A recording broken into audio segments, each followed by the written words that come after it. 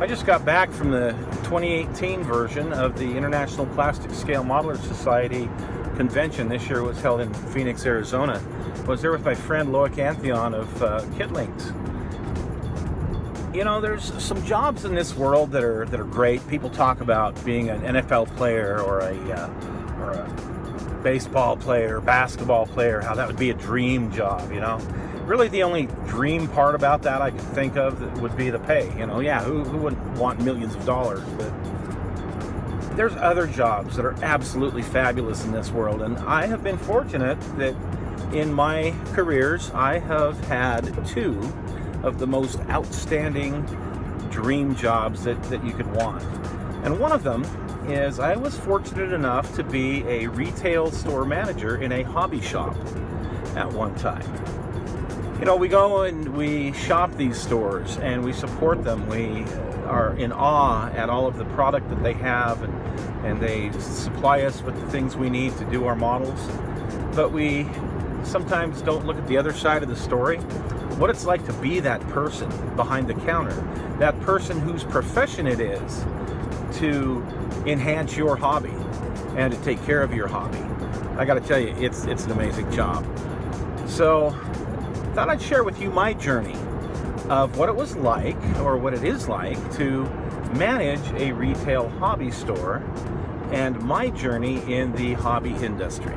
Well, here I am back in the year 2000 at Great Models Hobbies, the retail version of Great Models, when I managed the store.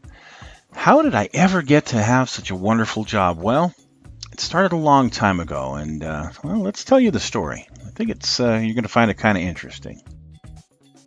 Our story begins really way back in 1934 when Jack Douglas started Douglas Models. But as a kid, when I was in my teenage years, I used to take the bus uptown to the old store on 2nd South, and here's a picture of that store. Every Saturday, my buddy Mark and I would go and we'd look around for some of the marked down models we could get. Well, they had a great selection of models. There was also a bin that we would go to, and it was half-price models, and we always want to go see what was there. And Mark and I picked up a lot in our teenage years. This particular picture is of Jack Douglas Sr. standing behind the counter at his store there on 2nd South. There was a great advertising idea that Jack had, putting this great big wooden model of PT-109 on top of a Volkswagen bus. Yeah, that's great. Drive around town with that. Of course, these pictures are from before my time, but kind of gives you some flavor for the flair that Jack Douglas had and how he built his business back in the day. At some point, Jack grew the business large enough that they actually opened up a warehouse in Denver, and they were a distributor throughout the Mountain West for many, many years. In the early 1980s, Jack moved the business up to 3300 South and about 2100 East. And I became a pretty regular customer at this store, either buying models or supplies. They had their big train set in the front. It was beautiful. But where my big opportunity came was one day I was in an IPMS meeting, and Jack Douglas Jr. came to the meeting and was looking for somebody to come work in the store. They were actually making some changes.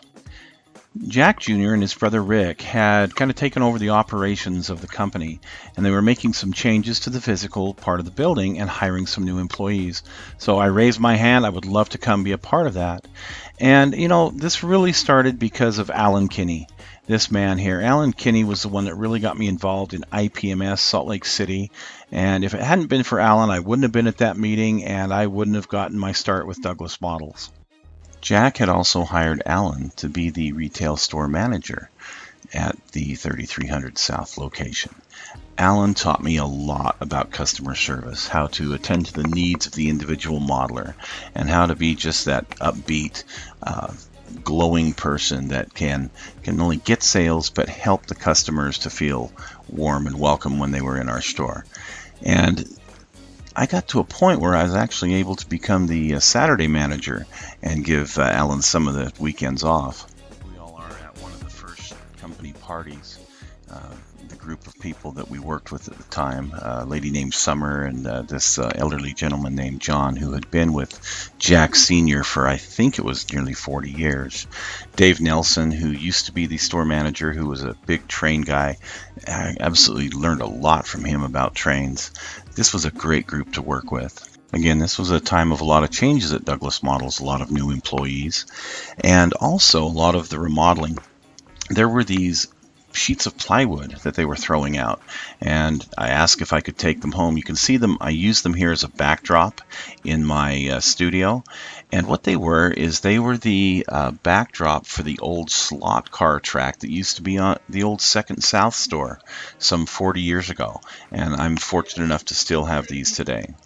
After being with Douglas for about a year there on 3300 South, there was a company that wanted to rent some space, an internet company that had been working in the basement of the owner's home, and they called themselves Great Models Web Store, and they needed to have a bigger space, so they rented the loading dock area from us. But that only lasted for about 6 months or so before Loic and his company had grown so large that they needed a bigger space.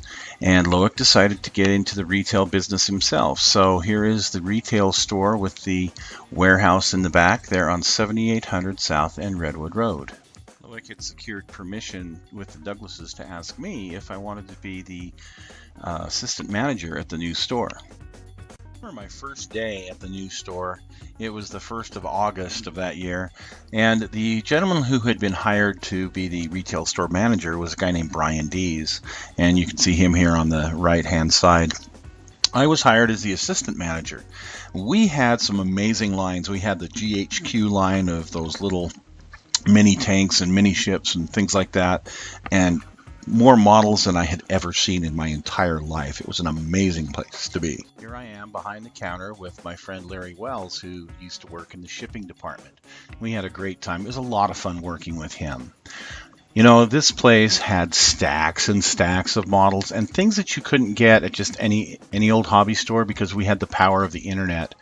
We got to kind of be known as Cheers because everybody knew you knew your name, knew each other well. Here's our friend Mike Mertlick, who I met here at Great Models. Later, sadly, he passed away a couple of years ago, but we became great friends, and he was a great modeler. The fun part about this place was the atmosphere, the camaraderie. It was a place where guys would sometimes come to get away from their wives or just to unwind for a few minutes. Even if it was just browsing through the stacks of models, it gave people that escape, that hobby that they really needed. Met some wonderful people there too. Here's Curtis Greeniker, one of the best modelers I've ever known, world-class builder. Unfortunately, he succumbed to cancer just a couple of years ago and we lost him. In the store, we had these long display cases, and we would put customer models on display, we would put some of our built models on display, and quite often we would sell models out of the case. You can see we even had some models hanging from the ceiling here. In the back of the store, through a couple of double doors, there was the warehouse, where a lot of accessories were kept, where the internet business really ran, where the shipping and receiving was.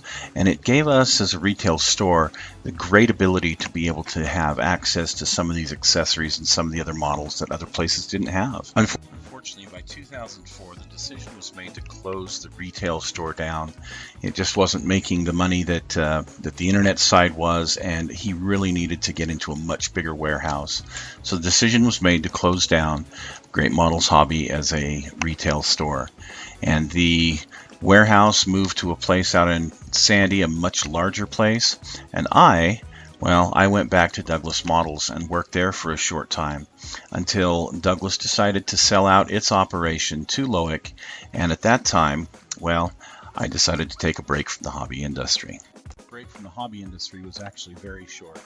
In 2005, Loic gave me a call, asked me if I wanted to go be a part of running his booth at the 2005 IPMS convention in Atlanta, Georgia, and I said yes, of course I'd love to. My friend Chris Allred actually entered this I-700 in that contest. It was fabulous.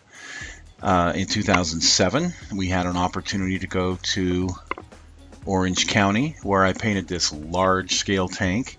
That was a whole lot of fun. First time I had done that. The next year, well, we were off to Virginia Beach.